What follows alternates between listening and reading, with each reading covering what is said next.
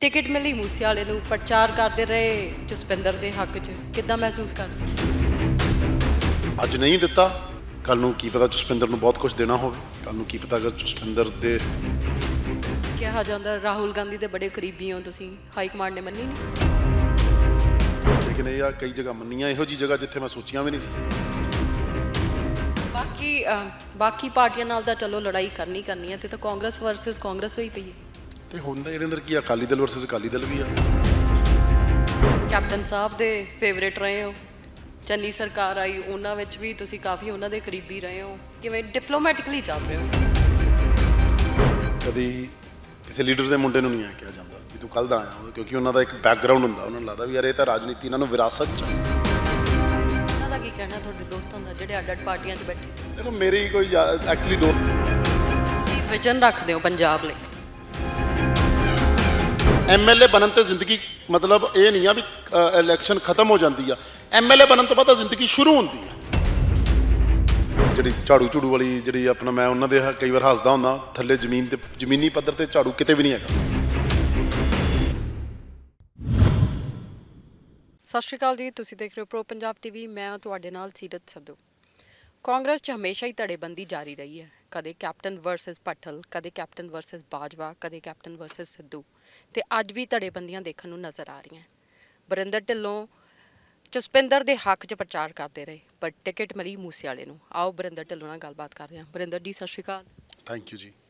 ਵਰਿੰਦਰ ਜੀ, ਟਿਕਟ ਮਿਲੀ ਮੂਸੇ ਵਾਲੇ ਨੂੰ, ਪ੍ਰਚਾਰ ਕਰਦੇ ਰਹੇ ਜਸਪਿੰਦਰ ਦੇ ਹੱਕ 'ਚ, ਕਿੱਦਾਂ ਮਹਿਸੂਸ ਕਰਦੇ ਹੋ? ਰਾਜਨੀਤੀ ਹੈ ਜੀ, ਰਾਜਨੀਤੀ ਵਿੱਚ ਹਰ ਚੀਜ਼ ਤੁਹਾਡੇ ਹਿਸਾਬ ਨਾਲ ਨਹੀਂ ਹੁੰਦੀ, ਹਰ ਚੀਜ਼ ਦਾ ਤੁਹਾਨੂੰ ਜੋ ਤੁਸੀਂ ਚਾਹੁੰਦੇ ਹੋ ਨਹੀਂ ਮਿਲਦਾ। ਫੈਸਲਿਆਂ ਨੂੰ ਮੰਨਣਾ, ਫੈਸਲਿਆਂ ਨੂੰ ਐਕਸੈਪਟ ਕਰਨਾ, ਇਹ ਵੀ ਇੱਕ ਰਾਜਨੀਤੀ। ਔਰ ਇਹਦੇ ਅੰਦਰ ਕੋਈ ਇਹ ਨਹੀਂ ਤੁਸੀਂ ਕਹਿ ਸਕਦੇ ਵੀ ਆਪਾਂ ਵੀ ਕੋਈ ਨਿਰਾਸ਼ਾ ਵਾ। ਇਹਦੇ ਅੰਦਰ ਇੱਕ ਆਸ ਆ, ਇੱਕ ਉਮੀਦ ਆ ਵੀ ਤੁਸੀਂ ਜੋ ਟਿਕਟ ਹੀ ਸਭ ਕੁਝ ਨਹੀਂ ਆ, ਉਸ ਤੋਂ ਅੱਗੇ ਵੀ ਬਹੁਤ ਕੁਝ ਆ। ਔਰ ਇਹ ਚੱਲਦਾ ਰਹਿੰਦਾ, ਜ਼ਿੰਦਗੀ ਦਾ ਇੱਕ ਹਿੱਸਾ ਵਾ। ਇੱਥੇ ਵੀ ਬਹੁਤ ਲੋਕ ਟਿਕਟ ਮੰਗ ਰਹੇ ਸੀ, ਟਿਕਟ ਮਿਲ ਗਈ ਮੈਨੂੰ। ਸੋ ਇਹ ਟਿਕਟ ਤਾਂ ਅੱਜ ਹੈ, ਕੱਲ ਨਹੀਂ ਹੈ, ਐਮਐਲਏ ਹੋ ਨਹੀਂ ਹੋ, ਇਹ ਤਾਂ ਸਭ ਚੱਲਦਾ ਹੀ ਰਹਿੰਦਾ। ਕਿਹਾ ਜਾਂਦਾ ਰਾਹੁਲ ਗਾਂਧੀ ਦੇ ਬੜੇ ਕਰੀਬੀ ਹੋ ਤੁਸੀਂ, ਹਾਈ ਕਮਾਂਡ ਨੇ ਮੰਨੀ ਨਹੀਂ। ਨਹੀਂ, ਇਹ ਜ਼ਰੂਰੀ ਨਹੀਂ ਹੁੰਦਾ ਵੀ ਕਰੀਬੀ ਆ ਤੇ ਮੇਰੀ ਸਾਰੀ ਮੰਨ ਲੈਣੀ ਆ। ਇਹ ਵੀ ਨਹੀਂ ਆ ਵੀ ਮੈਂ ਕਰੀਬੀ ਨਹੀਂ ਆ ਤੇ ਮੇਰੀ ਕੋਈ ਵੀ ਨਹੀਂ ਮੰਨਣੀ। ਪਾਰਟੀਆਂ ਦੇ ਸਿਸਟਮ ਆ, ਪਾਰਟੀਆਂ ਦੇ ਵਿੱਚ ਕੋਈ ਇੱਕ ਇੰਡੀਵਿਜੂਅਲ ਦੇ ਨਾਲ ਕੋਈ ਗੱਲ ਨਹੀਂ ਬਣਦੀ। ਇੱਕ ਓਵਰਆਲ ਜਿਹੜੀ ਇੱਕ ਰੂਪ ਰੇਖਾ ਬਣਦੀ ਆ, ਪਾਰਟੀ ਦੀ ਇੱਕ ਲੋੜ ਹੁੰਦੀ ਆ। ਪਾਰਟੀ ਫਿਰ ਕੀ ਆ? Party is group of individuals ਨਾ, party is not one individual. So ਇਸ ਕਰਕੇ ਉਸ ਤਰੀਕੇ ਨਾਲ ਹੈ। ਸੋ ਕੁਛ ਕਿਤੇ ਮੰਨ ਲੈਂਦੇ ਆ, ਕਿਤੇ ਨਹੀਂ ਮੰਨਦੇ। ਲੇਕਿਨ ਇਹ ਆ ਕਈ ਜਗ੍ਹਾ ਮੰਨੀਆਂ, ਇਹੋ ਜੀ ਜਗ੍ਹਾ ਜਿੱਥੇ ਮੈਂ ਸੋਚੀਆਂ ਵੀ ਨਹੀਂ ਸੀ। ਕਈ ਜਗ੍ਹਾ ਬਹੁਤ ਸੌਖੀਆਂ ਸੀ, ਨਹੀਂ ਮੰਨ ਸਕੇ। ਕਿੱਥੇ ਮੰਨੀਆਂ?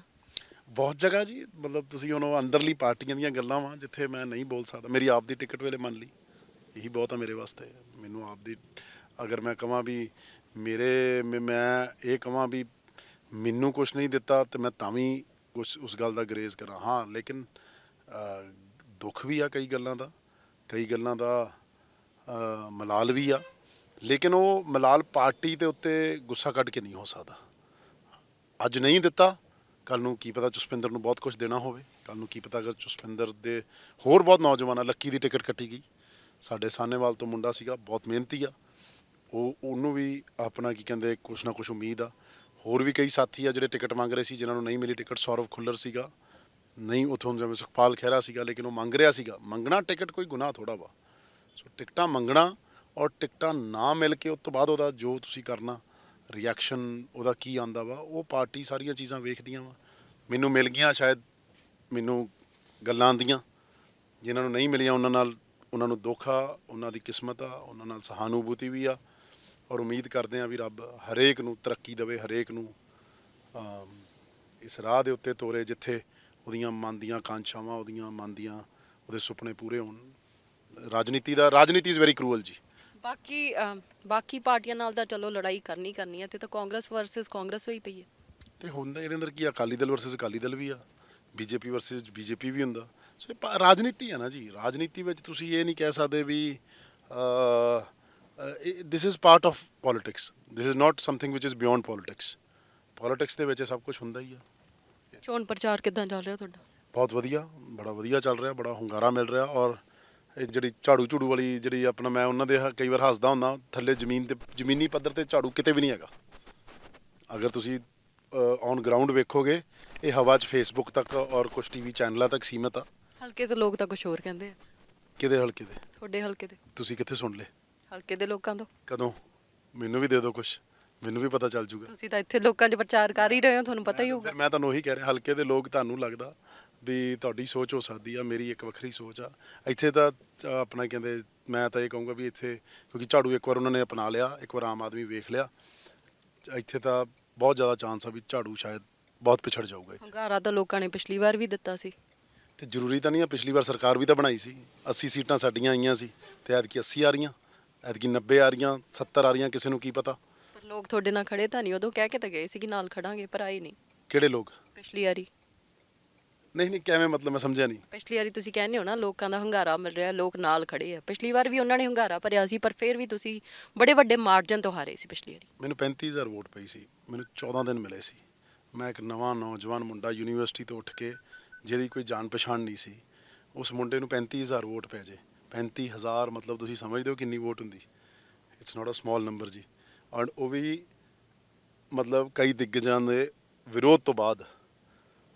ਔਰ ਉਹ ਤੁਸੀਂ ਇਹ ਵੇਖੋ, ਇਹ ਰੋਪੜ ਨੂੰ ਥੋੜ੍ਹੀ ਅਗਰ ਤੁਸੀਂ ਰਿਸਰਚ ਕਰੋਗੇ ਚੰਗੀ ਤਰ੍ਹਾਂ, ਇੱਕ ਨੂਰਪੁਰ ਬੇਦੀ ਬਲਾਕ ਆ, ਇੱਕ ਰੋਪੜ ਬਲਾਕ ਆ।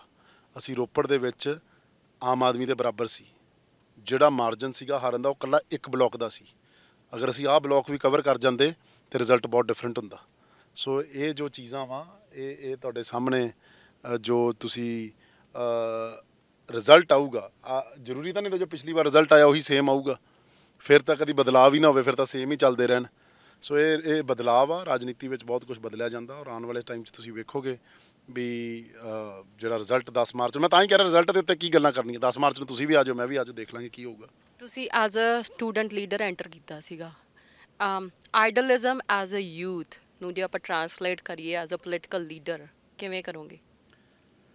ਦੇਖੋ, ਆਈਡਲਿਜ਼ਮ ਆਈਡੀਓਲੋਜੀ ਪੋਲੀਟਿਕਸ ਦੇ ਵਿੱਚ ਹੈ ਜ਼ਰੂਰ, ਲੇਕਿਨ ਅਗਰ ਤੁਸੀਂ ਜ਼ਮੀਨੀ ਪੱਧਰ 'ਤੇ ਜਾਓਗੇ, ਜ਼ਮੀਨੀ ਪੱਧਰ 'ਤੇ ਭੁੱਖ ਦੀ ਲੜਾਈ ਆ, ਰੁਜ਼ਗਾਰ ਦੀ ਲੜਾਈ ਆ। ਇੱਕ ਐਬਸਟਰੈਕਟ 'ਚ ਗੱਲਾਂ ਹੁੰਦੀਆਂ ਔਰ ਇੱਕ ਗਰਾਊਂਡ 'ਚ ਗੱਲਾਂ ਹੁੰਦੀਆਂ। ਇਹ ਦੋ ਚੀਜ਼ਾਂ 'ਚ ਰਾਜਨੀਤੀ 'ਚ ਬਹੁਤ ਫਰਕ ਆ। ਤੁਸੀਂ ਐਬਸਟਰੈਕਟ ਇੱਕ ਥਾਟ ਆ, ਇੱਕ ਗੱਲ ਆ, ਇੱਕ ਮੈਂ ਇਹ ਕਹੂੰਗਾ ਵੀ ਇੱਕ ਥਾਟ ਦੀ ਰਾਜਨੀਤੀ ਆ। ਲੇਕਿਨ ਜ਼ਮੀਨੀ ਪੱਧਰ ਦੇ ਉੱਤੇ ਲੋਕੀ ਕਹਿੰਦੇ ਆ ਵੀ ਤੁਸੀਂ ਸਾਨੂੰ, ਮੰਨ ਲਓ ਬੀਜੇਪੀ ਦੇ ਉਲਟ ਨਫ਼ਰਤ ਆ, ਲੇਕਿਨ ਅਗਰ ਬੀਜੇਪੀ ਕੋਈ ਫ੍ਰੀ ਬੀਜ਼ ਦੇ ਰਹੀ ਆ ਜਾਂ ਬੀਜੇਪੀ ਕੋਈ ਸਿਸਟਮ ਦੇ ਰਹੀ ਆ, ਲੋਕੀ ਉਹ ਭੁੱਲ ਕੇ ਥਾਟ ਨੂੰ ਛੱਡ ਕੇ ਲੋਕੀ ਫ੍ਰੀ ਬੀਜ਼ ਵੱਲ ਜਾਂ ਵੈਲਫੇਅਰ ਸਕੀਮਸ ਵੱਲ ਜਾਂ ਇਹ ਡਿਵੈਲਪਮੈਂਟ ਵੱਲ ਚੱਲ ਜਾਂਦੇ ਆ। ਔਰ ਥਾਟ ਜਿਹੜੀ ਆ ਉਹਨਾਂ ਦੀ ਉਹ ਪਿੱਛੇ ਰਹਿ ਜਾਂਦੀ ਆ। ਤਾਂ ਹੀ ਸ਼ਾਇਦ ਉਹ ਦੇਸ਼ 'ਚ ਰਾਜ ਕਰ ਰਹੀ ਹੈ। ਕੋਈ ਦੇਸ਼ 'ਚ ਇਹ ਮੰਨਣ ਨੂੰ ਯੋਗ ਨਹੀਂ ਆਪਾਂ ਵੀ ਦੇਸ਼ ਸਿਰਫ ਇੱਕ ਸਮੁਦਾਇ ਦਾ ਦੇਸ਼ ਆ, ਕਿਉਂਕਿ ਉਹਨਾਂ ਦੀ ਜਿਹੜੀ ਥਾਟ ਆ ਉਹ ਸਿਰਫ ਇੱਕ ਪਰਟੀਕੂਲਰ ਇੱਕ ਚੀਜ਼ ਨੂੰ ਐਡਰੈਸ ਕਰਦੀ ਆ। ਐਂਡ ਸਿਮਿਲਰਲੀ ਅਗਰ ਤੁਸੀਂ ਪੰਜਾਬ ਦੇ ਵਿੱਚ ਕਹੋਗੇ, ਅਕਾਲੀ ਦਲ ਦੀ ਜਿਹੜੀ ਰਾਜਨੀਤੀ ਸੀ ਉਹ ਕਿਤੇ ਨਾ ਕਿਤੇ ਪੰਥ ਦੀ ਸੀ, ਕਿਤੇ ਨਾ ਕਿਤੇ ਰਿਲੀਜਨ ਦੇ ਆਲੇ ਦੁਆਲੇ ਸੀਗੀ। ਔਰ ਅਗਰ ਤੁਸੀਂ ਅਗਰ ਤੁਸੀਂ ਇਹ ਕਹੋਗੇ ਵੀ ਰਿਲੀਜੀਅਸ ਤੋਂ ਇਲਾਵਾ ਉਹਨਾਂ ਦਾ ਇੱਕ ਪੰਜਾਬੀਅਤ ਨੂੰ ਲੈ ਕੇ ਇੱਕ ਰਾਜਨੀਤੀ ਕਰਦੇ ਸੀ। ਲੇਕਿਨ ਅੱਜ ਦੀ ਅਕਾਲੀ ਦਲ ਦੀ ਰਾਜਨੀਤੀ ਜਿਹੜੀ ਆ ਉਹ ਡਿਫਰੈਂਟ ਟੇਂਜੈਂਟ ਲੈ ਚੁੱਕੀ ਆ। ਸੋ ਇਹ ਰਾਜਨੀਤੀ ਮੇਰੀ ਜਿੰਨਾ ਕੁ ਮੈਂ, ਤੁਸੀਂ as a student of politics ਜਾਂ ਜਿੰਨੇ ਕੁ ਮੈਂ ਪੋਲੀਟਿਕਸ ਨੂੰ ਸਮਝ ਰੱਖਦਾ ਵਾਂ, ਅੱਜ ਕੱਲ੍ਹ ਆਈਡੀਓਲੋਜੀਕਲ ਸ਼ਿਫਟ ਇੰਨਾ ਮੈਟਰ ਨਹੀਂ ਕਰਦਾ। ਠੀਕ ਆ, ਉਹ ਉੱਪਰ ਜ਼ਰੂਰ ਮੈਟਰ ਕਰਦਾ, ਥੱਲੇ ਲੋਕੀ ਕਿਸੇ ਨੂੰ ਕਿਸੇ ਟਾਈਮ ਵੀ ਬਦਲ ਦਿੰਦੇ ਆ। ਅੱਜ ਕੱਲ੍ਹ ਪਰਸਨਲ ਕੰਟੈਕਟ ਹੋ ਗਿਆ ਵਾ, ਅੱਜ ਕੱਲ੍ਹ ਪਰਸਨਲ ਤੁਹਾਡਾ ਕੰਮ ਕਿੰਨੇ ਕਿਰਾਏ ਆ, ਉਹ ਚੀਜ਼ਾਂ ਮੈਟਰ ਕਰਦੀਆਂ। ਅਗਲਾ ਤੁਹਾਡੀ ਥਾਟ ਤੋਂ ਨਹੀਂ ਪ੍ਰਭਾਵਿਤ ਹੁੰਦਾ ਇੰਨਾ ਜ਼ਿਆਦਾ ਜਿੰਨਾ ਤੁਹਾਡੀ ਪਰਸਨਲ ਆਪ ਦੀ ਇੰਡੀਵਿਜੂਅਲ ਉਹ ਚੀਜ਼ਾਂ ਨਾਲ ਪ੍ਰਭਾਵਿਤ ਹੁੰਦਾ ਵਾ। ਸੋ ਥਾਟ ਦੀ ਗੱਲ ਤੁਸੀਂ ਵੈਸੇ ਨਾਰਮਲ ਕੋਰਸ 'ਚ ਕਰ ਸਕਦੇ ਹੋ, ਲੇਕਿਨ ਇਲੈਕਸ਼ਨਸ ਦੇ ਵਿੱਚ ਮੇਰੇ ਹਿਸਾਬ ਨਾਲ ਥਾਟ ਦੀ ਜਿਹੜੀ ਰਾਜਨੀਤੀ ਇੰਨੀ ਨਹੀਂ ਚੱਲਦੀ। ਜਦੋਂ ਤੁਸੀਂ ਇਲੈਕਸ਼ਨਸ 'ਚ ਐਂਟਰ ਕੀਤੇ ਹੋਗੇ, ਕੁਝ ਸੋਚ ਕੇ ਕੀਤਾ ਹੋਣਾ, ਹਾਲੇ ਅੱਜ ਵੀ ਉਸੇ ਥਾਟ ਪ੍ਰੋਸੈਸ ਨਾਲ ਜਾ ਰਹੇ ਹੋ ਜਾਂ ਚੇਂਜ ਹੋ ਗਏ ਥਾਟ ਪ੍ਰੋਸੈਸ? ਦੇਖੋ, ਚੇਂਜ ਤਾਂ ਹੁੰਦਾ ਹੀ ਰਹਿੰਦਾ ਸਭ ਕੁਝ। ਮੈਂ ਕਹਾਂ ਵੀ ਜੋ ਮੈਂ 10 ਸਾਲ ਪਹਿਲਾਂ ਸੀ ਜਾਂ ਜੋ ਮੈਂ 5 ਸਾਲ ਪਹਿਲਾਂ ਸੀ, ਐਵਰੀਡੇ ਤੁਸੀਂ ਕੁਝ ਨਵਾਂ ਸਿੱਖਦੇ ਹੋ। ਤੁਸੀਂ ਹੁਣ ਪੋਜ਼ਿਟਿਵ ਚੇਂਜ ਆ ਕਿ ਨੈਗੇਟਿਵ ਚੇਂਜ ਆ, ਉਹ ਮੈਟਰ ਕਰਦਾ ਵਾ। ਕਈ ਚੀਜ਼ਾਂ ਮੈਨੂੰ, ਸਾਰੀਆਂ ਚੀਜ਼ਾਂ ਦੀ ਸਮਝ ਥੋੜ੍ਹਾ, ਜੋ ਮੈਂ 5 ਸਾਲ ਪਹਿਲਾਂ ਬੋਲਦਾ ਸੀਗਾ ਔਰ ਅੱਜ ਜੋ ਮੈਂ ਹਰ ਰੋਜ਼ ਕੁਝ ਨਾ ਕੁਝ ਨਵਾਂ ਸਿੱਖਣ ਨੂੰ ਮਿਲਦਾ ਵਾ, ਉਹਦੇ ਨਾਲ ਤੁਹਾਡਾ ਥਾਟ ਪ੍ਰੋਸੈਸ ਡਿਵੈਲਪ ਹੁੰਦਾ ਵਾ ਡਿਫਰੈਂਟ ਤਰੀਕੇ ਨਾਲ। ਸੋ ਇਹ ਜਿਹੜੀ ਤੁਸੀਂ ਗੱਲ ਕਰ ਰਹੇ ਹੋ ਵੀ ਰੋਜ਼, ਜਦੋਂ ਮੈਂ ਆਇਆ ਸੀਗਾ ਰਾਜਨੀਤੀ 'ਚ, ਉਦੋਂ ਬਿਲਕੁਲ, ਕਿਉਂਕਿ ਮੇਰਾ ਕੋਈ ਰਾਜਨੀਤਿਕ ਪਿਛੋਕੜ ਸੀਗਾ। ਮੇਰੇ ਕਿਹੜਾ ਕੋਈ ਮਾਤਾ ਪਿਤਾ ਦੇ ਵਿੱਚ ਸਾਡੀ ਕੋਈ ਪਿੰਡ 'ਚ ਸਾਡੇ ਕੋਈ ਪੰਚ ਵੀ ਨਹੀਂ ਸੀਗਾ ਸਾਡਾ ਕੋਈ ਘਰ ਦੇ ਵਿੱਚ। ਲੇਕਿਨ ਇਹ ਹੌਲੀ ਚੀਜ਼ਾਂ ਨੂੰ ਸਿੱਖਿਆ, ਸਮਝਿਆ ਔਰ ਇਹ ਚੀਜ਼ਾਂ ਨੂੰ ਦੇਖਦੇ ਅੱਜ ਵੀ ਸਿੱਖ ਸਮਝ ਰਹੇ ਹਾਂ। ਅੱਜ ਵੀ ਕੋਈ ਮੈਂ ਐਡਾ ਕੋਈ ਐਕਸਪਰਟ ਥੋੜਾ ਹੈਗਾ ਵੀ ਮੈਨੂੰ ਅੱਜ ਮਤਲਬ ਵੀ ਮੈਂ ਕਹਾਂ ਵੀ ਮੈਨੂੰ ਸਭ ਕੁਝ ਸਮਝ ਆ ਗਈ ਆ। ਹਾਲੇ ਮੈਂ ਕਦੀ ਮੇਰੀ ਦੂਜੀ ਇਲੈਕਸ਼ਨ ਆ, ਹਾਲਾਂਕਿ ਇਲੈਕਸ਼ਨ ਮੈਂ ਜ਼ਰੂਰ ਦੂਜੀ ਲੜ ਰਿਹਾ, ਲੇਕਿਨ ਜਿਹੜੀ ਰਾਜਨੀਤਿਕ ਸਮਝ ਆ ਉਹਨੂੰ ਹਾਲੇ ਮਤਲਬ ਜੋ ਪਹਿਲੋਂ ਸੀਗੀ ਔਰ ਅੱਜ ਆ ਉਹਦੇ ਵਿੱਚ ਕੋਈ ਜ਼ਿਆਦਾ ਫਰਕ ਨਹੀਂ ਆ। ਜ਼ਿਆਦਾ ਕੋਈ ਪਹਿਲਾਂ ਵੀ ਇਹੀ ਹੁੰਦਾ ਸੀ ਕੰਮ ਕਰਾਉਣਾ ਵਾ, ਅੱਜ ਵੀ ਸਿੰਪਲ ਅਗਰ ਬੇਸਿਕ ਸਿੰਪਲ ਰੱਖੋ ਤੇ ਅੱਜ ਵੀ ਕੰਮ ਕਰਾਉਣਾ ਵਾ ਤੇ ਕੱਲ ਵੀ ਅੱਗੇ ਵੀ ਹੁੰਦਾ ਸੀ ਕੰਮ ਕਰਾਉਣਾ ਵਾ। ਸੋ ਇਹ ਚੀਜ਼ ਤਾਂ ਉਹੀ ਸੇਮ ਆ, ਲੇਕਿਨ ਹਾਂ ਅੱਜ ਮੈਨੂੰ ਇਹ ਜ਼ਰੂਰ ਲੱਗਦਾ ਵੀ ਆਈਡੀਓਲੋਜੀ ਦੀ ਬਹੁਤ ਇੰਪੋਰਟੈਂਸ ਆ। ਅੱਜ ਮੈਨੂੰ ਇਹ ਲੱਗਦਾ ਥਾਟ ਦੀ ਬਹੁਤ ਇੰਪੋਰਟੈਂਸ ਆ, ਜਿਹੜੀ ਕਿ ਸ਼ਾਇਦ ਮੈਨੂੰ ਪਹਿਲਾਂ ਨਹੀਂ ਲੱਗਦਾ ਸੀ। ਪਹਿਲਾਂ ਤੁਸੀਂ ਕੰਪਰੋਮਾਈਜ਼ ਕਰ ਲੈਂਦੇ ਸੀਗੇ ਕਈ ਗੱਲਾਂ ਤੇ, ਪਹਿਲਾਂ ਤੁਹਾਨੂੰ ਇਹ ਲੱਗਦਾ ਸੀਗਾ ਵੀ ਤੁਸੀਂ ਕੰਪਰੋਮਾਈਜ਼ਸ ਇਹ ਚੀਜ਼ ਦੇ ਉੱਤੇ ਕਰ ਲੋਗੇ ਵੋਟਾਂ ਵਾਸਤੇ, ਲੇਕਿਨ ਕਿੱਦਾਂ ਦੀਆਂ ਚੀਜ਼ਾਂ ਕੰਪਰੋਮਾਈਜ਼ ਨੇ? ਕੰਪਰੋਮਾਈਜ਼ ਜਿਵੇਂ ਕਈ ਵਾਰ ਤੁਹਾਡਾ ਇਸ਼ੂਜ਼ ਹੁੰਦੇ ਆ, ਜਿਵੇਂ ਤੁਸੀਂ ਮੰਨ ਲਓ ਕਿਤੇ ਰਿਲੀਜੀਅਸ ਇਸ਼ੂ ਆ ਗਿਆ ਪਿੰਡ ਦੇ ਵਿੱਚ, ਕੋਈ ਰਿਲੀਜੀਅਸ ਇਸ਼ੂ ਆ ਜਾਂਦਾ ਵਾ, ਉਹਦੇ ਵਿੱਚ ਤੁਹਾਨੂੰ ਮੈਜੋਰਿਟੀ ਔਰ ਮਿਨੋਰਿਟੀ ਦੇ ਵਿੱਚ ਤੁਹਾਨੂੰ ਅਗਰ ਸਹੀ ਔਰ ਗਲਤ ਦੇ ਵਿੱਚ ਅਗਰ ਤੁਸੀਂ ਫਰਕ ਕਰ ਲਓ ਤੇ ਫਿਰ ਤੁਸੀਂ, ਮੈਂ ਸਮਝੂੰਗਾ ਵੀ ਤੁਸੀਂ ਉਸ ਦਿਨ ਆਪਣੀ ਪੋਲਿਟਿਕਸ ਦੇ ਵਿੱਚ ਕਾਮਯਾਬ ਹੋਜੋਗੇ। ਅਗਰ ਅਸੀਂ ਮਤਲਬ ਆਪਣੇ ਅਸੂਲਾਂ ਨਾਲ ਕੰਪਰੋਮਾਈਜ਼ ਨਹੀਂ ਕਰਾਂਗੇ ਔਰ ਵੋਟਸ ਵਾਸਤੇ, ਫਿਰ ਆਪਾਂ ਮਤਲਬ ਮੰਨ ਲਓ ਵੀ ਮੈਂ ਕਹੂੰਗਾ ਵੀ ਨਹੀਂ ਕੋਈ ਉਹਦੇ ਵਿੱਚ ਫਰਕ ਨਹੀਂ, ਫਿਰ ਤੁਸੀਂ ਪਰਫੈਕਟ ਹੋ ਫॉर ਪੋਲਿਟਿਕਸ ਐਜ਼ ਅ ਸਟੇਟਸਮੈਨਸ਼ਿਪ ਬਣ ਰਹੇ ਹੋ ਪੋਲੀਟੀਸ਼ੀਅਨ? ਨਹੀਂ ਮੈਨੂੰ ਨਹੀਂ ਪਤਾ, ਇਹ ਤਾਂ ਤੁਸੀਂ ਇਹਦਾ ਟਾਈਮ ਹੀ ਦੱਸੂਗਾ ਜੀ ਮੈਨੂੰ। ਮੈਂ ਪੋਲਿਟਿਕਸ ਦਾ ਸਭ ਤੋਂ ਵਧੀਆ ਗੱਲ ਕੀ ਆ, ਪੋਲਿਟਿਕਸ ਦੇ ਤੁਸੀਂ ਖੁਦ ਜੱਜ ਨਹੀਂ ਹੋ, ਤੁਸੀਂ ਜੱਜ ਹੋ, ਲੋਕ ਜੱਜ ਆ, ਮੀਡੀਆ ਜੱਜ ਆ, ਆਮ ਲੋਕ ਜੱਜ ਆ। ਸੋ ਜੱਜਮੈਂਟ ਤਾਂ ਲੋਕਾਂ ਨੇ ਦੇਣੀ ਆ। ਸੋ ਮੈਂ ਤਾਂ ਆਪਣੀ ਗੱਲਾਂ ਰੱਖ ਸਕਦਾ ਔਰ ਉਹਨਾਂ ਨੇ ਮੇਰਾ ਫਿਰ ਉਹਨਾਂ ਨੇ ਦੇਖਣਾ ਵਾ ਵੀ ਹਾਂ ਇਹ ਜੋ ਕਹਿ ਰਿਹਾ ਸਹੀ ਕਹਿ ਰਿਹਾ, ਕਥਨੀ ਔਰ ਕਰਨੀ 'ਚ ਇਹਦੀ ਫਰਕ ਤਾਂ ਨਹੀਂ ਹੈਗਾ। ਅਗਰ ਉਹਨਾਂ ਨੂੰ ਇਹ ਵਿਸ਼ਵਾਸ ਹੋਊਗਾ ਵੀ ਕਥਨੀ ਔਰ ਕਰਨੀ 'ਚ ਫਰਕ ਨਹੀਂ ਹੈਗਾ, ਫਿਰ ਤੁਸੀਂ ਠੀਕ ਹੋ। ਸੋ ਇਹਦਾ ਟਾਈਮ ਹੀ ਦੱਸੂਗਾ ਜੀ। ਭਾਵੇਂ ਪਿਛਲੀ ਵਾਰੀ ਤੁਸੀਂ ਜਿੱਤੇ ਨਹੀਂ, ਫਿਰ ਵੀ as a student leader, as a youth Congress leader ਕੋਈ ਨਾ ਕੋਈ ਪਾਵਰ ਤੁਸੀਂ ਹੋਲਡ ਕਰਦੇ ਸੀ। ਪਿਛਲੇ 5 ਸਾਲਾਂ 'ਚ ਕਿੰਨਾ ਕੁ ਕੰਮ ਕੀਤਾ ਜੇ ਤੁਹਾਡਾ ਰਿਪੋਰਟ ਕਾਰਡ ਮੰਗੀ? ਦੇਖੋ ਡਿਫਰੈਂਟ ਅਗੇਨ ਪੈਰਾਮੀਟਰਸ ਡਿਫਰੈਂਟ ਆ। ਮੈਂ ਇਹ ਨਹੀਂ ਕਹਿ ਸਕਦਾ ਵੀ ਅਸੀਂ ਬਿਕੋਜ਼ ਬੇਸ਼ੱਕ ਮੈਂ ਹਾਰ ਗਿਆ ਸੀਗਾ, ਲੇਕਿਨ ਹਲਕੇ ਦੇ ਵਿੱਚ ਸੀਮਤ ਦਾਇਰੇ ਹੁੰਦੇ ਆ। ਹਲਕੇ ਦੇ ਵਿੱਚ ਤੁਸੀਂ ਇੱਕ ਸੀਮਤ ਰਹਿ ਕੇ ਹੀ ਕੰਮ ਕਰ ਸਕਦੇ ਹੋ। ਵੱਧ ਤੋਂ ਵੱਧ ਤੁਸੀਂ ਵੱਧ ਡਿਵੈਲਪਮੈਂਟ ਕਰ ਸਕਦੇ ਹੋ, ਤੁਸੀਂ ਪੈਸੇ ਪ੍ਰੋਜੈਕਟ ਨਵੇਂ ਲਿਆ ਸਕਦੇ ਹੋ। ਇਹ ਇੱਕ ਦਾਇਰਾ ਵਾ। ਉਸ ਤੋਂ ਇਲਾਵਾ ਮੈਂ ਤੁਹਾਨੂੰ ਇਹ ਕਹਿੰਦਾ ਵੀ ਮੈਂ ਯੂਥ ਕਾਂਗਰਸ ਦਾ ਵੀ ਪ੍ਰਧਾਨ ਸੀਗਾ ਔਰ ਮੈਂ ਕੋਸ਼ਿਸ਼ ਕੀਤੀ ਵੀ ਨਵੇਂ ਨੌਜਵਾਨਾਂ ਨੂੰ ਇੱਥੇ ਰਾਜਨੀਤੀ ਵਿੱਚ ਲੈ ਕੇ ਆਵਾਂ। ਮੈਂ ਇਹ ਕੋਸ਼ਿਸ਼ ਕੀਤੀ ਵੀ ਗੈਰ ਸਿਆਸੀ ਪਰਿਵਾਰਾਂ 'ਚੋਂ ਲੋਕਾਂ ਨੂੰ ਮੈਂ ਇਹਨਾਂ ਨੂੰ ਰਾਜਨੀਤੀ ਵਿੱਚ ਉਹਨਾਂ ਨੂੰ ਇਸ ਪੋਲੀਟੀਕਲ ਸਪੇਸ 'ਚ ਲੈ ਕੇ ਆਵਾਂ ਜਿੱਥੇ ਆਪਾਂ ਚੇਂਜ ਦੀ ਗੱਲ ਕਰਦੇ ਹਾਂ, ਜਿੱਥੇ ਆਪਾਂ ਬਦਲਾਵ ਦੀ ਗੱਲ ਕਰਦੇ ਹਾਂ ਨਾ। ਆਪਾਂ ਤੁਸੀਂ ਵੀ ਇੱਕ ਨੌਜਵਾਨ ਹੋ, ਹੋਰ ਵੀ ਸਾਰੇ ਜਿੰਨੇ ਵੀ ਯੰਗਸਟਰਸ ਆ, ਤੁਸੀਂ ਮੀਡੀਆ ਦੇ ਵਿੱਚ ਆਏ ਹੋ, ਤੁਸੀਂ ਇੱਕ ਥਾਟ ਨਾਲ ਆਏ ਹੋ, ਤੁਸੀਂ ਸ਼ਾਇਦ ਖੁਸ਼ ਨਹੀਂ ਹੋਗੇ, ਤੁਸੀਂ ਕਹਿੰਦੇ ਯਾਰ ਸ਼ਾਇਦ ਮੈਂ ਬਦਲਾਵ ਲੈ ਕੇ ਆਉਂਗੀ, ਲੇਕਿਨ ਹੌਲੀ ਹੌਲੀ ਤੁਹਾਨੂੰ ਸਿਸਟਮ ਸਮਝਾਉਂਦਾ, ਇੱਕ ਦਾਇਰਾ ਹੁੰਦਾ।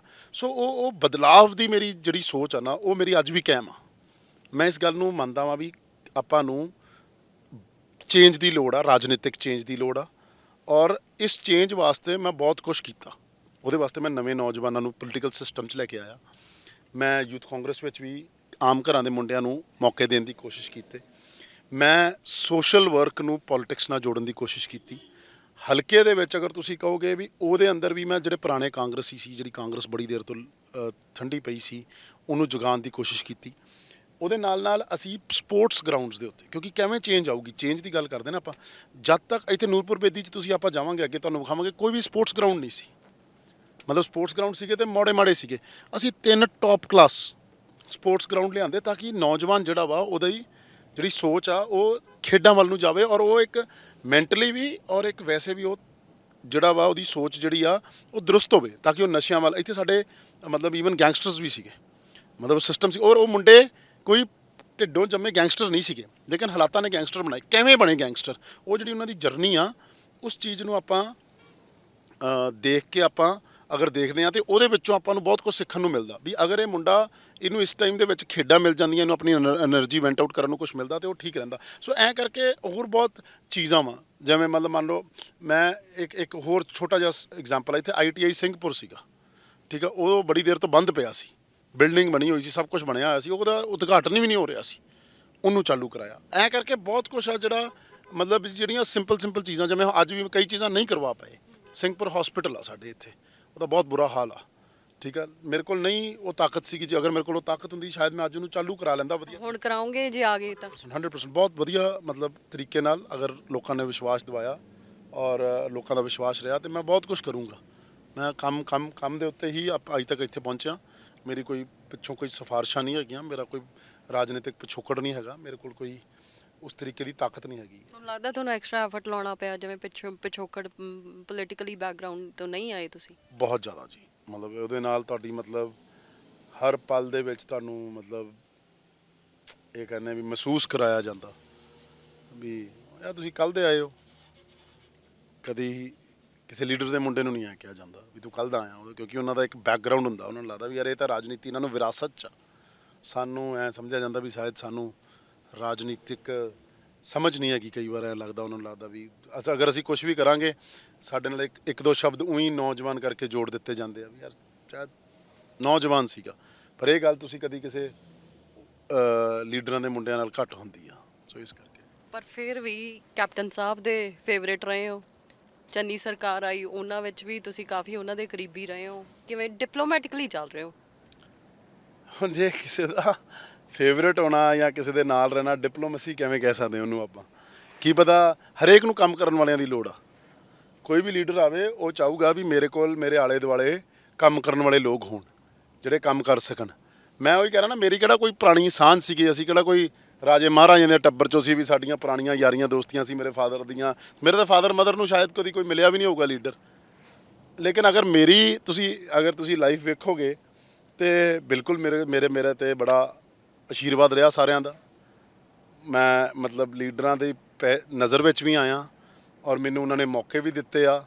ਔਰ ਇੱਕ ਤਰ੍ਹਾਂ ਤੋਂ ਮੈਂ ਇਹ ਕਹੂੰਗਾ ਵੀ ਜਿਹੜੀ ਪਹਿਚਾਣ ਬਣੀ ਆ ਉਹ ਮੇਰੇ ਕੰਮ ਨਾਲ ਬਣੀ। ਉਹ ਭਾਵੇਂ ਮੇਰੀ ਯੂਨੀਵਰਸਿਟੀ ਲਾਈਫ ਹੋਵੇ, ਭਾਵੇਂ ਮੇਰੀ ਯੂਥ ਕਾਂਗਰਸ ਦੀ ਲਾਈਫ ਹੋਵੇ, ਭਾਵੇਂ ਮੇਰੀ ਜ਼ਿਲ੍ਹਾ ਪ੍ਰਧਾਨ ਦੀ ਲਾਈਫ ਹੋਵੇ, ਭਾਵੇਂ ਮੈਂ ਲੋਕ ਸਭਾ ਦਾ ਯੂਥ ਕਾਂਗਰਸ ਦਾ ਪ੍ਰਧਾਨ ਸੀ। ਹਰ ਵਾਰ ਮੈਂ ਕੁਛ ਨਾ ਕੁਛ ਇਹੋ ਜਿਹਾ ਕਰਨ ਦੀ ਕੋਸ਼ਿਸ਼ ਕੀਤੀ ਆ ਜਿਹਦੇ ਨਾਲ ਮੇਰਾ ਕੰਮ ਬੋਲਣਾ ਚਾਹੀਦਾ। ਤੁਸੀਂ ਜਿਹੜੀ ਤੁਸੀਂ ਫੇਵਰੇਟਿਜ਼ਮ, ਮੈਨੂੰ ਨਹੀਂ ਪਤਾ, ਅਗਰ ਮੈਂ ਫੇਵਰੇਟ ਹੁੰਦਾ ਤਾਂ ਸ਼ਾਇਦ ਜਿਵੇਂ ਤੁਸੀਂ ਕਹਿ ਰਹੇ ਹੋ ਫੇਵਰੇਟ ਹੈਗਾ, ਮੇਰੇ ਨਾਲ ਜਿਹਨੇ ਧੱਕੇ ਹੋਏ ਉਹ ਮੈਂ ਜਾਣਦਾ ਹੁਣ। ਪਰ ਅਸੀਂ ਸ਼ਾਇਦ ਕਿੱਦਾਂ ਦੇ ਧੱਕੇ ਹੋਏ? ਬਹੁਤ ਹੋਏ। ਹੁਣ ਉਹ ਚੀਜ਼ਾਂ ਕਿਵੇਂ ਤੁਹਾਨੂੰ ਕੈਮਰੇ ਦੇ ਉੱਤੇ ਕਹਿ ਸਕਦੇ ਹਾਂ ਅਸੀਂ? ਉਹ ਚੀਜ਼ਾਂ ਮਤਲਬ ਕੋਈ ਸ਼ਿਕਾਇਤ ਨਹੀਂ ਹੈਗੀ। ਠੀਕ ਆ, ਜ਼ਿੰਦਗੀ ਦਾ ਇੱਕ ਪਾਰਟ ਆ ਧੱਕਾ ਵੀ। ਕੋਈ ਠੀਕ ਆ ਵੀ ਆਪਣਾ, ਮੈਂ ਤਾਂ ਉਦੋਂ ਵੀ ਇਹੀ ਸੋਚਦਾ ਹੁੰਦਾ ਸੀਗਾ ਵੀ ਹਰ ਫੇਲੀਅਰ ਔਰ ਹਰ ਇੱਕ ਜਿਹੜਾ ਤੁਹਾਡਾ ਉਦੋਂ ਕਦੋਂ ਜਦੋਂ ਧੱਕੇ ਹੋਏ ਸੀ? ਮਤਲਬ ਜਦੋਂ ਧੱਕਾ ਹੁੰਦਾ ਸੀਗਾ, ਜਿਵੇਂ ਮੰਨ ਲਓ ਕਈ ਵਾਰ ਜ਼ਲੀਲ ਵੀ ਹੋਏ। ਕਿਹਨੇ ਕੀਤਾ? ਇਹ ਗੱਲਾਂ ਨਹੀਂ ਦਿੱਤੀਆਂ ਜਾਂਦੀਆਂ। ਇੱਕ ਮਾਨ ਮਰਿਆਦਾ ਹੁੰਦੀ ਆ ਕਿਸੇ ਬੰਦੇ ਦੇ ਨਾਲ। ਇੱਕ ਬੰਦੇ ਦੀ ਕੋਈ ਮਤਲਬ ਕਈ ਗੱਲਾਂ, ਹਰ ਚੀਜ਼ ਔਨ ਕੈਮਰਾ ਨਹੀਂ ਕਹੀਆਂ ਜਾ ਸਕਦੀਆਂ, ਮਤਲਬ ਸਪੈਸ਼ਲੀ ਪਰਸਨਲ ਗੱਲਾਂ। ਠੀਕ ਆ, ਤੁਸੀਂ ਇਹ ਜਿਹੜੀ ਜ਼ਰੂਰ ਪਬਲਿਕ ਲਾਈਫ ਆ, ਲੇਕਿਨ ਹਰ ਪਰਸਨਲ ਗੱਲ ਨੂੰ ਤੁਸੀਂ ਐਜ਼ ਅ ਓਪਰਚੁਨਿਟੀ ਬਣਾ ਕੇ ਔਰ ਉਹਦੀ ਸਿੰਪਥੀ ਲੈਣ ਦੀ ਕੋਸ਼ਿਸ਼ ਕਰੋ, ਜਾਂ ਤੁਸੀਂ ਉਸ ਚੀਜ਼ ਨੂੰ ਰਾਜਨੀਤੀ ਕਰੋ। ਇੱਕ ਲੈਵਲ ਆਫ ਡੀਸੈਂਸੀ ਹੁੰਦੀ ਆ, ਇੱਕ ਲੈਵਲ ਆਫ ਮਤਲਬ ਇੱਕ ਲੈਵਲ ਹੁੰਦਾ ਜਿੱਥੋਂ ਤੁਸੀਂ ਥੱਲੇ ਔਰ ਉੱਪਰ ਨੀਚੇ ਭਾਵੇਂ ਪੋਲਿਟਿਕਸ ਹੋਵੇ ਤੁਹਾਨੂੰ ਨਹੀਂ ਜਾਣਾ ਚਾਹੀਦਾ। ਸੋ ਉਹ ਪਰਸਨਲ ਗੱਲਾਂ ਵਾ, ਉਹ ਬੜੀ ਮਤਲਬ, ਲੇਕਿਨ ਉਹ ਗੱਲਾਂ ਦਾ ਇੰਪੈਕਟ ਬਹੁਤ ਆ ਜ਼ਿੰਦਗੀ 'ਚ। ਉਹ ਗੱਲਾਂ ਨੇ ਸਿਖਾਇਆ ਬਹੁਤ ਆ ਔਰ ਉਹ ਚੀਜ਼ਾਂ ਦਾ ਕੋਈ ਮਨ 'ਚ ਮਲਾਲ ਵੀ ਨਹੀਂ ਆ। ਵੈਸੇ ਕਿਹਾ ਜਾਂਦਾ ਪੋਲੀਟੀਕਲ ਪਰਸਨ ਦੀ ਕੋਈ ਪਰਸਨਲ ਲਾਈਫ ਨਹੀਂ ਹੁੰਦੀ। ਨਹੀਂ, ਮੇਰੀ ਤਾਂ ਹੈ। ਤੁਸੀਂ ਅਗਰ ਵੇਖੋਗੇ ਮੈਂ ਆਪਣੀ ਜ਼ਰੂਰ ਇੰਸ਼ੋਰ ਕਰਦਾ ਵੀ ਮੇਰੀ ਪਰਸਨਲ ਲਾਈਫ ਜਿਹੜੀ ਆ ਉਹ ਜ਼ਰੂਰ, ਕਿਉਂਕਿ ਫਿਰ ਬੰਦਾ ਨਹੀਂ ਰਹਿੰਦਾ। ਫਿਰ ਤਾਂ ਹੀ ਪੋਲੀਟੀਸ਼ੀਅਨ ਜਿਹੜਾ ਵਾ ਉਹ ਐਡਾ, ਅਗਰ ਪੋਲੀਟੀਸ਼ੀਅਨ ਦੇ ਵਿੱਚ ਇਮੋਸ਼ਨ ਨਾ ਰਵੇ, ਅਗਰ ਪੋਲੀਟਿਕਸ ਦੇ ਵਿੱਚ ਤੁਸੀਂ ਉਹਨੂੰ ਬਿਲਕੁਲ ਰੋਬੋਟ ਬਣਾ ਕੇ ਤੁਸੀਂ ਉਹ ਕਰ ਦਿਓ, ਠੀਕ ਹੈ, ਤੁਸੀਂ ਦੇਖਣਾ ਵੀ ਤੁਸੀਂ ਪੋਲੀਟੀਕਲ ਔਰ ਪਰਸਨਲ ਲਾਈਫ ਨੂੰ ਮਿਕਸ ਕਿਵੇਂ ਨਹੀਂ ਹੋਣ ਦੇਣਾ। ਇਹ ਤੁਹਾਡੇ ਵਾਸਤੇ ਬੜਾ ਇੰਪੋਰਟੈਂਟ ਆ ਔਰ ਮੈਂ ਅੱਜ ਤੱਕ ਦਾ ਕੋਸ਼ਿਸ਼ ਆ। ਠੀਕ ਆ, ਹਾਂ, ਅਸੀਂ ਜੇ ਕਿਸੇ ਦੀ ਕੋਈ 12 ਘੰਟੇ ਦੀ ਕਿਸੇ ਦਾ ਕੁਝ ਜ਼ਿੰਦਗੀ 'ਚ ਨਿੱਜੀ ਕੰਮ ਕਰਦਾ, ਅਸੀਂ 12 ਘੰਟੇ ਨਹੀਂ ਕਰ ਸਕਦੇ, ਲੇਕਿਨ ਅਸੀਂ ਘੰਟਾ 2 ਘੰਟੇ ਤਾਂ ਕਰ ਹੀ ਸਕਦੇ ਹਾਂ ਨਾ। ਸੋ ਉਹਦੇ ਵਾਸਤੇ ਉਹ ਇਸ ਕਰਕੇ ਵੀ ਇੰਪੋਰਟੈਂਸ ਆ ਕਿਉਂਕਿ ਜ਼ਿੰਮੇਵਾਰੀ ਇਕੱਲੀ ਇੱਕ ਜਗ੍ਹਾ ਨਹੀਂ ਆ। ਇਹ ਕੋਈ ਤਰੀਕਾ ਨਹੀਂ ਹੁੰਦਾ ਵੀ ਪੋਲੀਟੀਸ਼ੀਅਨ ਬੰਦਾ ਹਰ ਟਾਈਮ ਹੀ ਮਤਲਬ ਤੁਸੀਂ ਇਹ ਕਹੋ ਵੀ ਉਹਦੀ ਕੋਈ ਪੋਲੀਟੀਕਲ ਪਰਸਨਲ ਲਾਈਫ ਨਾ ਰਵੇ। ਸੋ ਇਹ ਚੀਜ਼ਾਂ ਸਭ ਮੈਂ ਉਹੀ ਕਹਿ ਰਿਹਾ ਵੀ ਇਹ ਇੰਡੀਵਿਜੂਅਲ 'ਤੇ ਡਿਪੈਂਡ ਕਰਦਾ ਵੀ ਮੈਂ ਕੀ ਸਿਸਟਮ ਸੈੱਟ ਕਰਨਾ ਔਰ ਮੈਂ ਕਿਸ ਤਰੀਕੇ ਨਾਲ ਅੱਗੇ ਨੂੰ ਵਧਣਾ ਵਾ। ਸੋ ਇਹ ਚੀਜ਼ਾਂ ਨੂੰ ਤੁਸੀਂ ਐਂ ਨਹੀਂ ਕਹਿ ਸਕਦੇ ਵੀ ਅਗਰ ਕਿਸੇ ਦੀ ਨਹੀਂ ਰਹੀ ਤਾਂ ਮੇਰੀ ਵੀ ਨਹੀਂ ਰਹੂਗੀ। ਮੇਰੀ ਜ਼ਿੰਦਗੀ ਆਪਣੀ ਆ, ਮੈਂ ਆਪਣੀ ਜ਼ਿੰਦਗੀ ਆਪਣੇ ਅੰਦਾਜ਼ ਜੀਊਂਗਾ, ਮੈਂ ਆਪਣੇ ਤਰੀਕੇ ਨਾਲ ਜੀਊਂਗਾ ਔਰ ਉਹਦੇ ਵਿੱਚ ਜੋ ਵੀ ਅੱਗੇ ਰਿਜ਼ਲਟ ਹੋਊਗਾ, ਜੋ ਰਿਜ਼ਲਟ ਵੀ ਹੋਊਗਾ ਉਹ ਵੀ ਮੇਰਾ ਆਪਣਾ ਹੋਊਗਾ, ਉਹ ਮੇਰੇ ਆਪ ਦੇ ਚੀਜ਼ਾਂ ਕਰਕੇ ਹੋਊਗਾ, ਨਾ ਕਿ ਕਿਸੇ ਹੋਰ ਦੇ ਕਰਕੇ ਹੋਊਗਾ। ਸੋ ਮੈਂ ਰਿਸਪੌਂਸਿਬਲ ਹਾਂ ਆਪਣੀ ਰਿਜ਼ਲਟ ਵਾਸਤੇ ਵੀ, ਆਪਣੀ ਜ਼ਿੰਦਗੀ ਵਾਸਤੇ ਵੀ। ਉਹ ਮੈਂ ਕਿਸੇ ਹੋਰ ਤੇ ਕਾਹਨੂੰ ਬਲੇਮ ਕਰਾਂ। ਯੂਨੀਵਰਸਿਟੀ ਲਾਈਫ 'ਚ ਤੁਹਾਡੇ ਕੁਝ ਫਰੈਂਡਸ ਰਹੇ ਹੋਣੇ ਆ ਜੋ ਅੱਜ ਵੱਖ-ਵੱਖ ਪਾਰਟੀਆਂ ਨਾਲ ਜੁੜੇ ਹੋਣੇ ਆ, ਸਪੋਰਟ ਕਰਦੇ ਆ? ਦੇਖੋ, ਯਾਰੀ ਦੋਸਤੀ ਤਾਂ ਜ਼ਰੂਰ ਬਣੀ ਰਹਿੰਦੀ ਆ, ਉਹਨਾਂ ਨਾਲ ਗੱਲਬਾਤ ਵੀ ਹੁੰਦੀ ਹੈ। ਮੈਂ ਉਹ ਕਹਿਣਾ, ਰਾਜਨੀਤੀ ਨੂੰ ਇਸ ਤਰੀਕੇ ਨਾਲ ਵੇਖਿਆ ਗਿਆ ਵੀ ਲਕੀਰਾਂ ਖਿੱਚਤੀਆਂ ਵੀ ਕਾਂਗਰਸ ਵਾਲੇ ਅਕਾਲੀ ਦਲ ਦੇ ਨਹੀਂ ਜਾ ਸਕਦੇ, ਅਕਾਲੀ ਦਲ ਵਾਲੇ ਕਾਂਗਰਸ ਦੇ ਨਹੀਂ ਜਾ ਸਕਦੇ, ਆਮ ਆਦਮੀ ਵਾਲੇ ਇੱਧਰ ਨਹੀਂ ਜਾ ਸਕਦੇ। ਪਿੰਡਾਂ ਦੇ ਵਿੱਚ ਵੀ ਅਸੀਂ ਲਕੀਰਾਂ ਹੀ ਖਿੱਚਤੀਆਂ। ਉਹਨਾਂ ਦਾ ਕੀ ਕਹਿਣਾ ਤੁਹਾਡੇ ਦੋਸਤਾਂ ਦਾ ਜਿਹੜੇ ਅੱਡ-ਅੱਡ ਪਾਰਟੀਆਂ 'ਚ ਬੈਠੇ? ਦੇਖੋ, ਮੇਰੀ ਕੋਈ ਐਕਚੁਅਲੀ ਦੋਸਤ ਰਹੇ ਨਹੀਂ ਜੀ, ਸਹੀ ਮਾਇਨੇ 'ਚ ਗੱਲ ਕਹਾਂ। ਰਾਜਨੀਤੀ ਦੇ ਵਿੱਚ ਤੁਹਾਡੇ ਦੋਸਤ ਵੀ ਘਟਦੇ ਰਹਿੰਦੇ ਆ। ਹੁਣ ਇਹ ਜ਼ਰੂਰ ਆ ਵੀ ਉਹਨਾਂ ਵਾਸਤੇ ਕਈ ਵਾਰ ਬੋਲਣਾ ਵੀ ਪੈਂਦਾ, ਕਈ ਵਾਰ ਗੱਲ ਵੀ ਕਰਨੀ ਪੈਂਦੀ ਆ, ਲੇਕਿਨ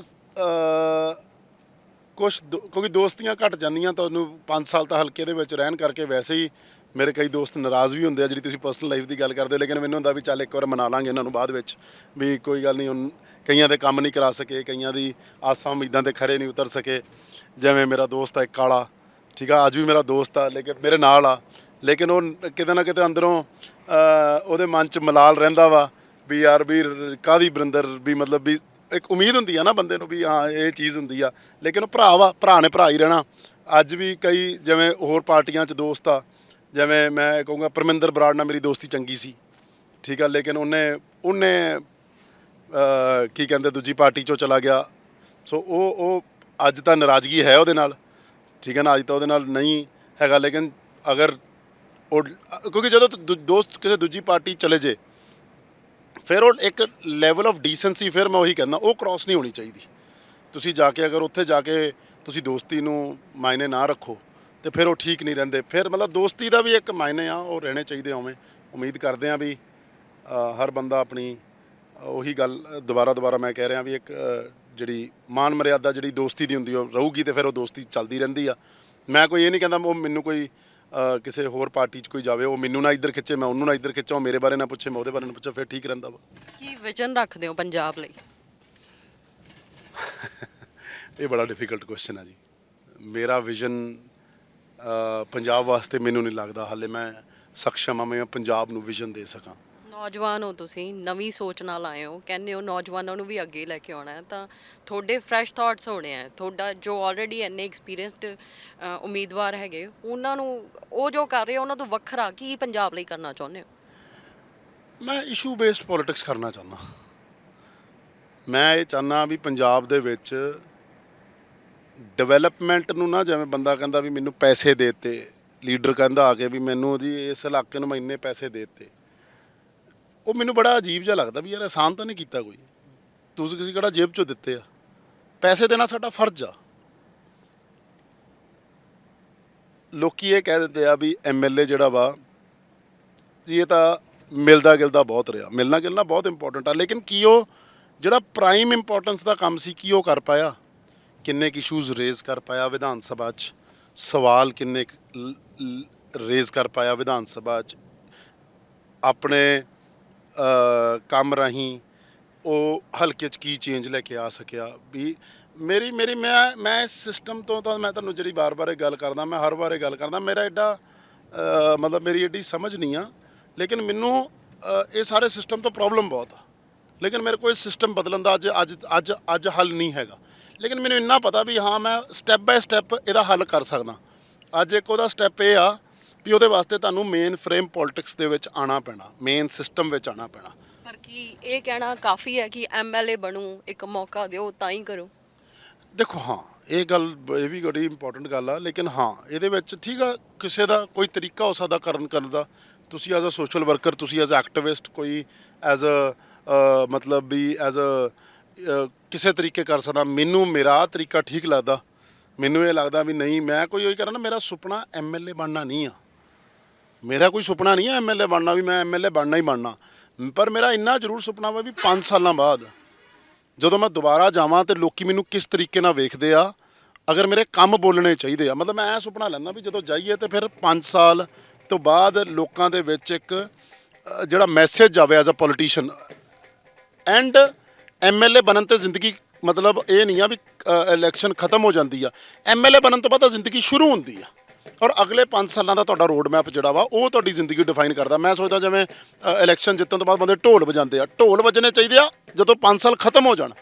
ਉਹ ਤਾਂ ਇੱਕ ਰੇਸ ਸ਼ੁਰੂ ਹੋਈ ਆ ਹਾਲੇ। ਤੁਹਾਡੇ ਤਾਂ ਪਹਿਲਾਂ ਹੀ ਢੋਲ ਵੱਜੀ ਜਾਂਦੇ। ਹੁਣ ਇਹ ਮੈਂ ਨਹੀਂ ਹਾਲੇ ਚੇਂਜ ਚੀਜ਼ ਨੂੰ ਆਪਣਾ ਕਰ ਪਾਉਂਦਾ, ਲੇਕਿਨ ਮੈਂ ਚਾਹੁੰਦਾ ਵੀ ਇਹ ਚੀਜ਼ ਆ ਢੋਲ ਵੱਜਦੇ ਰਹਿਣੇ ਚਾਹੀਦੇ ਆ, ਲੇਕਿਨ ਢੋਲ ਦਾ ਸਹੀ ਸਵਾਦ ਆਖਰੀ 5 ਸਾਲਾਂ 'ਚ ਆ। ਹੁਣ ਇਹ ਲੋਕਾਂ ਦੀ ਭਾਵਨਾ ਵਾ।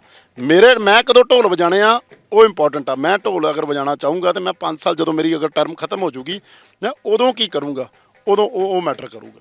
ਠੀਕ ਹੈ ਜੀ, ਦਰਸ਼ਕਾਂ ਨੂੰ ਕੋਈ ਸੁਨੇਹਾ?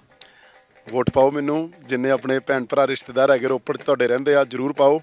ਅਗਰ ਤੁਸੀਂ ਚਾਹੁੰਦੇ ਹੋ ਵੀ ਮੈਂ ਰਾਜਨੀਤੀ ਵਿੱਚ, ਅਗਰ ਤੁਹਾਨੂੰ ਲੱਗਦਾ ਵੀ ਤੁਹਾਨੂੰ ਚੰਗੀ ਲੱਗਦੀ ਆ ਰਾਜਨੀਤੀ, ਜਾਂ ਤੁਹਾਨੂੰ ਲੱਗਦਾ ਵੀ ਨਹੀਂ ਮੈਂ ਕੁਝ ਕਰ ਸਕਦਾ ਵਾਂ, ਮੈਂ ਕੋਈ ਬਦਲਾਵ ਲੈ ਕੇ ਆ ਸਕਦਾ ਵਾਂ, ਮੈਂ ਕਰਪਸ਼ਨ ਦੇ ਖਿਲਾਫ, ਮੈਂ ਰੁਜ਼ਗਾਰ ਦਾ ਮੁੱਦਾ ਵਧੀਆ ਤਰੀਕੇ ਨਾਲ ਚੱਕ ਸਕਦਾ ਨੌਜਵਾਨਾਂ ਵਾਸਤੇ, ਮੈਂ ਨੌਜਵਾਨਾਂ ਦੀ ਲੜਾਈ ਲੜ ਸਕਦਾ ਵਾਂ, ਤੇ ਮੈਨੂੰ ਵਿਧਾਨ ਸਭਾ ਭੇਜੋ ਤਾਂ ਕਿ ਮੈਂ ਉੱਥੇ ਤੁਹਾਡੀ ਲੜਾਈ ਹੋਰ ਤਗੜੇ ਤਰੀਕੇ ਨਾਲ ਲੜਦਾ ਰਵਾਂ। ਔਰ ਮੈਂ ਜੋ ਇਹ ਮੁੱਦੇ ਆ ਜਿਹੜੇ ਆਪਾਂ ਜੋ ਵੀ ਡਿਸਕਸ ਕੀਤੇ ਆ, ਔਰ ਇਹਨਾਂ ਦੇ ਵਿੱਚ ਮਤਲਬ ਵਧੀਆ ਤਰੀਕੇ ਨਾਲ ਉਤਰਾਂ। ਔਰ ਪ੍ਰੋ ਪੰਜਾਬ ਟੀਵੀ ਨੂੰ ਤੁਸੀਂ ਸਾਰੇ ਵੇਖਦੇ ਰਹੋ। ਇਹਨਾਂ ਦੀ ਵੀ ਆਪਣਾ ਕੀ ਕਹਿੰਦੇ ਉਮੀਦ ਕਰਦੇ ਹਾਂ ਵੀ ਇਹ ਵੀ ਇੱਕ ਯੰਗ ਚੈਨਲ ਆ, ਔਰ ਇਹ ਚੈਨਲ ਵੀ ਅੱਗੇ ਤੱਕ ਤਰੱਕੀਆਂ ਕਰੇ, ਔਰ ਪੰਜਾਬ ਜਿਹੜਾ ਵਾ ਤਰੱਕੀ ਕਰੇ, ਪੰਜਾਬ ਪ੍ਰਫੁੱਲਿਤ ਹੋਵੇ, ਨੌਜਵਾਨ ਇੱਥੇ ਨੌਕਰੀਆਂ ਲੈਣ, ਬਾਹਰ ਨਾ ਜਾਣ, ਖੇਡਾਂ ਵਿੱਚ ਆਪਾਂ ਦੁਬਾਰਾ ਅੱਗੇ ਆਈਏ। ਮਾਤਾਵਾਂ, ਭੈਣਾਂ, ਬਜ਼ੁਰਗ, ਜਿੰਨੇ ਨੌਜਵਾਨ ਆ, ਜਿੰਨੇ ਹੋਰ ਵਰਗ ਹੈਗੇ ਆ, ਇਹਨਾਂ ਸਾਰਿਆਂ ਤੱਕ ਇਹਨਾਂ ਦੇ ਦੁੱਖ ਸੁੱਖ ਦੇ ਵਿੱਚ ਇਹਨਾਂ ਦਾ ਕੋਈ ਹਿੱਸਾ ਬਣ ਕੇ ਇਹਨਾਂ ਦੀ ਜ਼ਿੰਦਗੀ 'ਚ ਬਦਲਾਵ ਲਿਆਈਏ। ਇਹੀ ਗੱਲਾਂ ਕਰਦਾ। Thank you. ਤਾਂ ਇਹ ਸੀ ਸਾਡੇ ਨਾਲ ਬਰਿੰਦਰ ਢਿੱਲੋਂ। ਇਹਨਾਂ ਦਾ ਕਹਿਣਾ ਹੈ ਕਿ ਕਿਸੇ ਪੋਲੀਟੀਕਲ ਬੈਕਗ੍ਰਾਉਂਡ ਤੋਂ ਨਾ ਹੋਣ ਦੇ ਨਾਤੇ ਬੜੀ ਸਟਰਗਲ ਲਾਈਫ ਲੈ ਕੇ ਅੱਜ ਜਿਹੜੇ ਮੁਕਾਮ ਤੇ ਪਹੁੰਚੇ ਆ ਉੱਥੇ ਪਹੁੰਚੇ ਆ। ਨੌਜਵਾਨਾਂ ਨੂੰ ਨਵੀਂ ਸੇਧ ਦੇਣਾ ਚਾਹੁੰਦੇ ਆ ਤੇ ਪੋਲੀਟੀਕਲੀ ਮੁੱਦਿਆਂ ਤੇ ਅੱਗੇ ਵਧਣਾ ਚਾਹੁੰਦੇ ਆ। ਪੰਜਾਬ ਲਈ ਬੜੀ ਸੋਹਣੀ ਵਿਜ਼ਨ ਰੱਖਦੇ ਆ। ਬਾਕੀ ਦੇਖਦੇ ਆ ਆਉਣ ਵਾਲੇ ਟਾਈਮ 'ਚ ਕੌਣ ਅੱਗੇ ਆਉਂਦਾ। ਕੈਮਰਾਮੈਨ ਗੁਰਸਿਮਰਨ ਦੇ ਨਾਲ ਸੀਰਤ ਸੰਧੂ, ਸਤਿ ਸ਼੍ਰੀ ਅਕਾਲ।